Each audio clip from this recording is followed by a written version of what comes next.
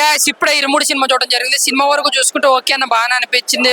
Super block buster అనలేము కానీ చూసినంతసేపు natural గా రవితేజ గారి యాక్టింగ్ తో కావచ్చు, పాప యాక్టింగ్ తో కావచ్చు, జీవ్ ప్రకాష్ మ్యూజిక్ కూడా చాలా బాగా ఎంజాయ్ చేస్తాం. ముఖ్యంగా ఫస్ట్ హాఫ్ చాలా సరదాగా వెళ్ళిపోద్ది.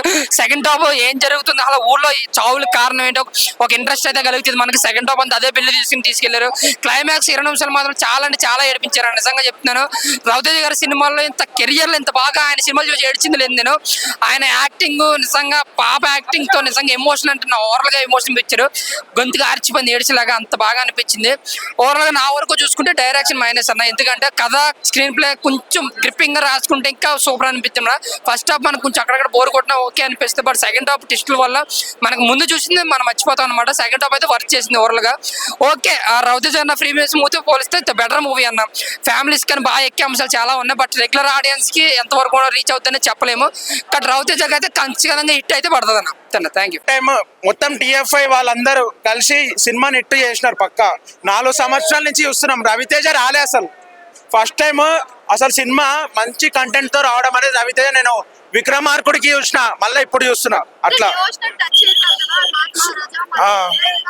యాక్టింగ్ అయితే పీక్స్ రవితేజ.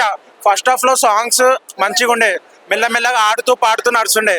కానీ సెకండ్ హాఫ్ లో ట్విస్ట్లు అయితే వేరే లెవెల్. అసలు పిచ్చా సూపర్ బ్రో. ఫస్ట్ టైం విన్నప్పుడు కొద్దిగా నార్మల్ అనిపించింది. పాత సాంగ్ బాగుండే కానీ మెల్లగా మైండ్ ఎక్కింది. Super bro.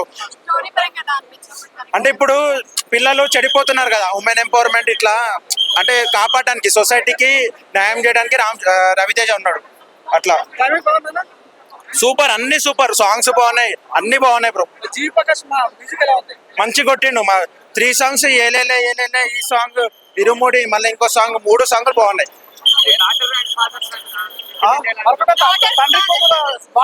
బాగుంది. అంటే ఇప్పుడు మీకు సొసైటీకి తెలవాలి, ఒక న్యూస్ తెలవాలి అంటే సేఫ్టీ ఉండడం వల్ల మంచి జరుగుతుంది. ఇట్లా ఇప్పుడే ఇరుముడి సినిమా చూసుకుని వస్తున్నాము. సినిమా మాత్రం చాలా బాగుంది. మన అయ్యప్ప స్వామి మనం 200 పెట్టి టికెట్ తీసుకొని ఆ కొండకు బాగాలేం, కానీ ఇక్కడ మనం అయ్యప్ప స్వామిని చూసాము. స్వామి శరణం అయ్యప్ప. సినిమా మాత్రం చాలా బాగుంది. స్వామి మాత్రం మా కళ్ళల్లో కనిపించాడు.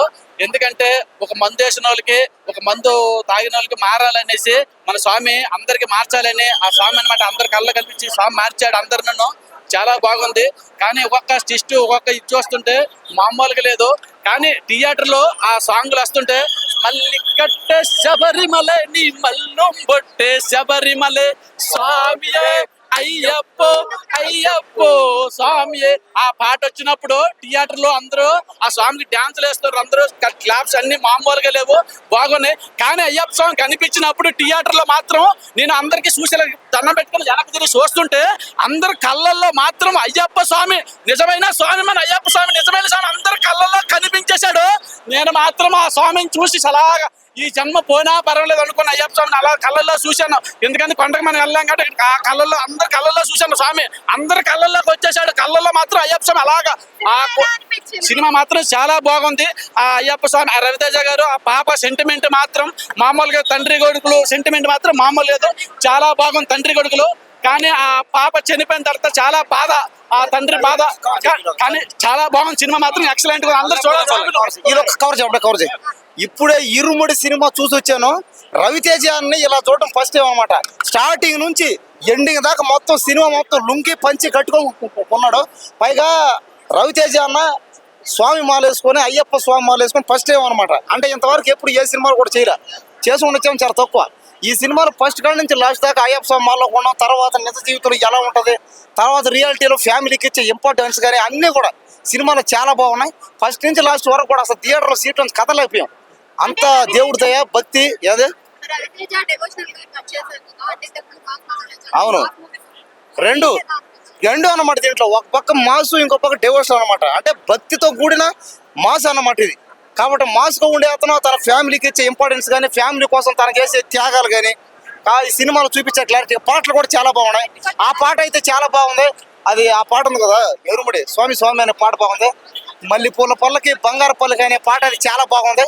ఇంకా అలాగే ఫైట్లు కూడా చాలా కొత్తగా ఉన్నాయి. అలాగే సెంటిమెంట్ సీన్లు కానీ, బయట జరిగే స్టోరీ కానీ మొత్తం బాగుంది. స్కూల్ పిల్లలకి వాళ్ళు జరిగే అన్యాయాల మీద, ఫ్యామిలీ జరిగే అన్యాయాల మీద చూపించారు క్లారిటీగా. కాబట్టి ఖచ్చితంగా ఈ సినిమాతో ఇంకా రవితేజ అన్నకి మళ్ళీ కంబ్యాక్ ఇచ్చాడు. మళ్ళీ ఒక పెద్ద బ్లాక్ బస్టర్ హిట్ అయింది.